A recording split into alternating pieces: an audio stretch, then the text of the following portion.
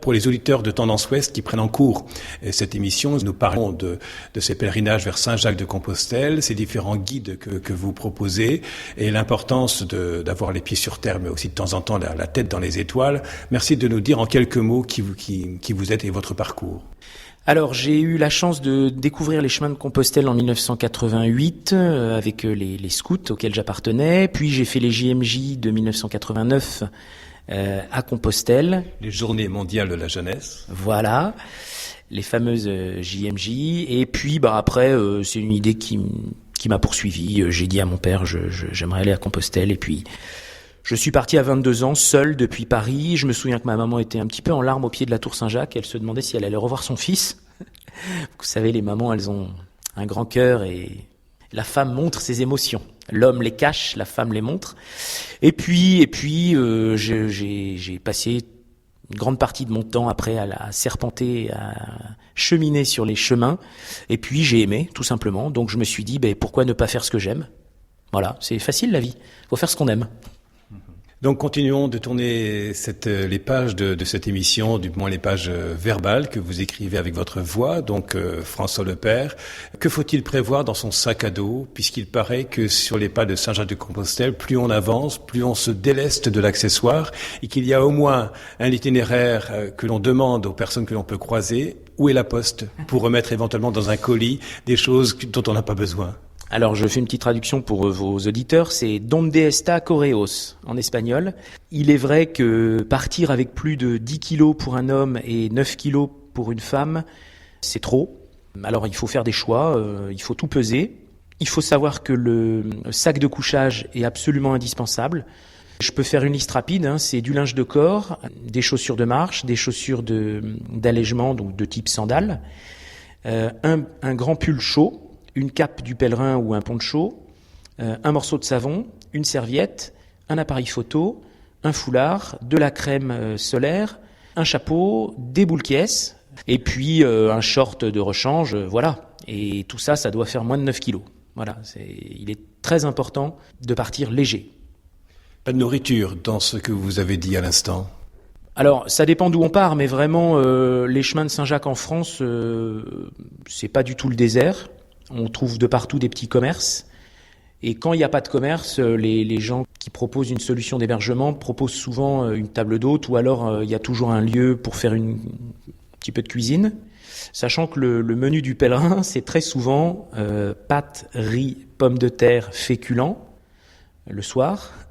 Et le lendemain, des choses plus légères de type barre de chocolat, sucreries, charcuterie, fromage. Moi, quand je suis parti à 22 ans, j'avais un sachet de purée lyophilisée en réserve, en me disant, vraiment, si je trouve rien, je me ferai chauffer de l'eau chaude et puis je mangerai ma purée. Bon, je suis revenu au bout de 2 mois, ma purée, elle était toujours au fond de mon sac.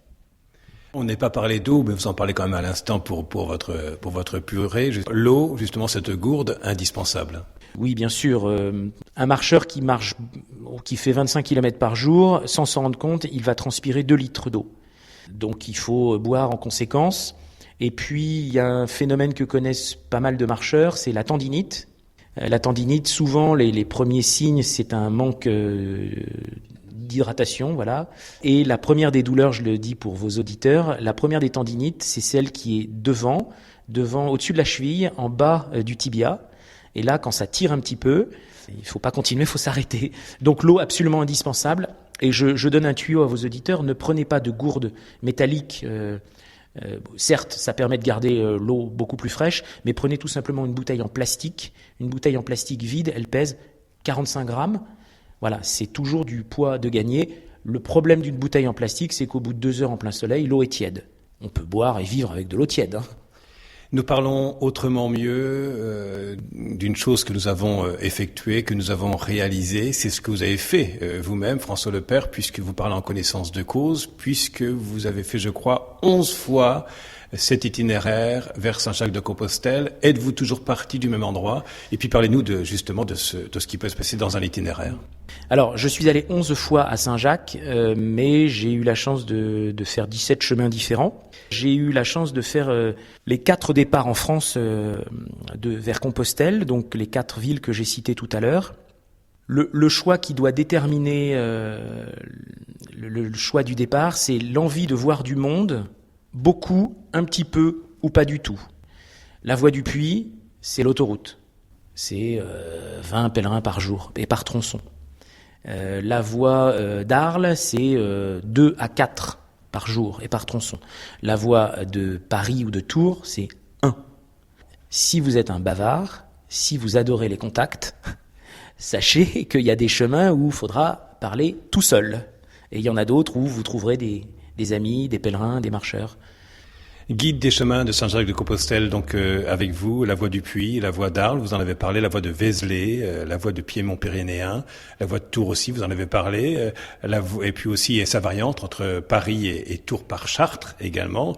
Comment se fait-il que des femmes et des hommes, et puis également des enfants, et puis parfois les animaux, puisqu'il y en a certains qui emmènent leur âne ou leur ânesse avec eux. Donc comment se fait-il que des personnes choisissent de prendre la route à pied alors que les moyens de transport sont si performants aujourd'hui? Comment expliquez-vous cela?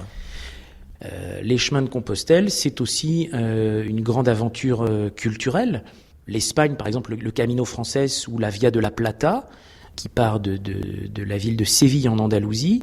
D'abord, vous marchez sur une voie romaine. De mémoire, par exemple, Mérida est une très très belle ville gallo-romaine. Chaque après-midi, il y a des choses à découvrir. Pourquoi partir à pied ? Écoutez, si vous partez à pied, vous aurez le temps d'avoir des contacts avec les locaux, d'avoir une discussion avec quelqu'un que vous ne connaissiez pas une heure avant et qui finalement va vous faire rentrer chez lui, va vous offrir un café. Il y a une grand-mère en 1994, je devais avoir l'âge de son fils, je sais pas, et j'ai jamais su pourquoi d'ailleurs, mais elle m'a hébergé chez elle, ils m'ont fait un repas. Et ils m'ont mis un lit, et 10 minutes avant, je ne les connaissais pas, ces gens-là.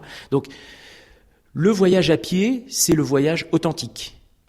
Et toutes les catégories sociales se croisent sur les chemins de Saint-Jacques-de-Compostelle, toutes les générations aussi. Chacun est vu comme un pèlerin. Ainsi, le président-directeur général côtoie le chômeur, l'étudiant séminariste et la jeune institutrice laïque font route ensemble avec le gaillard athlétique qui venait de sortir de prison. L'ancien drogué banlieusard donnait des conseils au cadre supérieur sur la manière de soigner ses ampoules. L'ingénieur qui venait de terminer ses études était complice de celui qui était en fin de carrière. Le chemin de Saint-Jacques, une belle mixité sociale. Oui, c'est un chemin d'universalité. C'est vrai que qu'on soit cadre, ouvrier, employé ou chômeur, le matin quand il pleut et qu'il faut faire 25 km, c'est un chemin qui ne triche pas. C'est un chemin d'entraide aussi, où quand l'un a du mal à porter son sac, dans le groupe, on peut chacun couper le sac en quelques kilos et porter un petit peu des affaires de l'autre. Notamment si on sait que le mal dont souffre l'ami, je parle notamment de tout ce qui est tendinite. S'il a des ampoules, c'est beaucoup plus dur parce qu'une ampoule, surtout si elle est sous-cutanée, c'est très douloureux. Mais voilà, c'est un chemin d'universalité, de fraternité. Moi, j'ai vu des gens arriver dans des gîtes complètement épuisés parce que mal préparés. Je me souviens d'une année où j'ai dû laver sa chemise et son pantalon. Le copain d'à côté faisait un plat de pâtes et il a préparé à manger pour le pèlerin. Et puis il a eu plus qu'à se mettre dans son duvet et se mettre les pieds sous la table. C'est simple en fait, le chemin de Saint-Jacques, c'est vraiment pas prise de tête. C'est le chemin tranquille, on marche à son rythme, sans prise de tête. Si on a réservé, il vaut mieux aller au gîte là où on a réservé. Mais si on n'a pas réservé, on peut s'arrêter à 3h de l'après-midi ou à 21h. François Lepère, pourquoi et comment se fait-il que dans une société sécularisée et que l'on qualifie volontiers d'égoïste, et chacun pour sa pomme, chacun pour sa poire, ces femmes et ces hommes partent plus ou moins consciemment ou parfois aussi inconsciemment en quête d'une étoile indéfinie? Avec quelle boussole partent-ils? Boussole physique, je dirais, il y a pas besoin de boussole aujourd'hui, un bon topo guide suffit. Maintenant, qu'est-ce qui guide les gens à partir je pense 3 raisons. Il y a un grand désir de vivre quelque chose de hors du commun. Il y a l'envie de rencontrer des gens. Souvent, les pèlerins disent moi les vacances tout seul ou avec les mêmes copains. Au bout de 2 heures, je tourne un peu en rond. Et puis, il y a aussi, je crois, l'envie de s'inscrire dans une humanité. Voilà. Alors, pourquoi les gens marchent aujourd'hui ? Pour toute cette multitude de raisons. Certains font un pèlerinage, voilà, ils le disent de façon très claire. D'autres veulent vivre quelque chose d'extraordinaire dans un monde tout simplement ordinaire. Merci en tout cas à vous, François Lepère, pour ce temps accordé à Tendance Ouest pour l'émission Tendance Confidence, au cœur de la vie des pèlerins de Saint-Jacques-de-Compostelle. Merci à vous et Ultreia buen camino. C'est-à-dire? Alors Ultreia, c'est le cri des pèlerins qui veut dire en avant. Et buen camino, c'est pas très compliqué à traduire, donc bon chemin, autant physique que spirituel. Et dans quelques instants, votre chronique spirituelle qui vous est donnée aujourd'hui par Anne-Claire Prouzeau. Quant à moi, je vous donne rendez-vous à dimanche prochain. Belle semaine.